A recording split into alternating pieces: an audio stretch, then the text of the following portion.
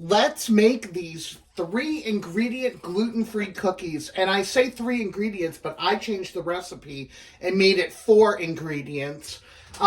This is a recipe I found online. My 4th ingredient is I add vanilla extract. So it's not necessary, but you can have fun with these. You can add chocolate bits to them as well, like maybe some chocolate chips on top.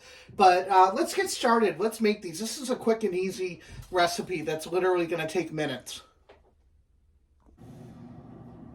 So we'll start off with the peanut butter. I just use organic, creamy. You can use crunchy too. I bet that'd be really interesting.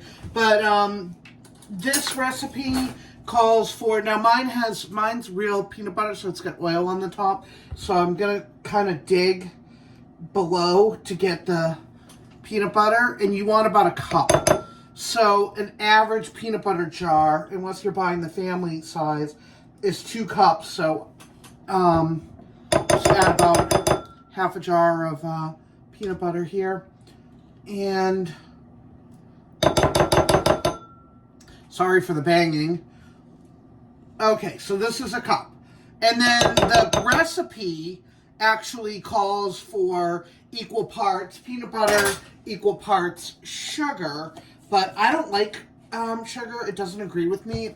I have vertigo from Lyme disease and a brain injury. So I use erythritol. And on top of that, I don't like mine to taste sugary. So I'm going to use half a cup. But you can use up to a cup. And I don't measure a lot of things, but with the sugar, I really want to make sure I don't add too much. So that was one package. I have another one, though, that I bought of sugar. Oh, it looks like it doesn't want to rip. I'm going to have to cut it. Okay, so you can use Swerve, erythritol. Swerve is just a name brand for erythritol. So go ahead, add your half a cup of whatever sweetener, as long as it's a granule sweetener, not a liquid. I do use agave a lot, so I use liquid. And as I stated, I changed this recipe a little bit, and I add vanilla extract, about a teaspoon of vanilla extract, and then that egg. We need egg. That's what's gonna help this form. Okay, so start off with a fork and start off by kind of mashing everything to incorporate the ingredients. It's gotta stir in. You'll see it's just a slow start, but you want to stir everything in. See that? See how it's starting to incorporate? The egg's starting to get in there. You can mash it, you can stir it, just anything to kind of incorporate all these ingredients. Look at that. Yeah, see? See the breakthrough? Okay. This still needs a little more stirring. I'm going to finish stirring it off camera because it's kind of boring just watching me stir. And then we'll see what it looks like all stirred. This is what it looks like all stirred. It just looks like peanut butter again. And that is the dough. That's it. We're done with making the dough. So we're going to put this on a pan, a greased pan. Here is my pan. I turn the oven on to 425. I always cook at 425, but if you cook at a different temperature and you feel more comfortable with that, go ahead. And then just scoop these with switch to a spoon and scoop these onto the pan. And don't worry if they're rounded, because you're going to press them down with a fork after. So just make sure you're getting the balls of dough equally distanced on the pan.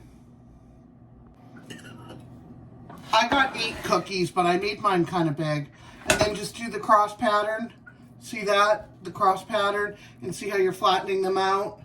And now they actually look like cookies. Plus they're going to have that pattern that, that kind of cross pattern that peanut butter cookies have.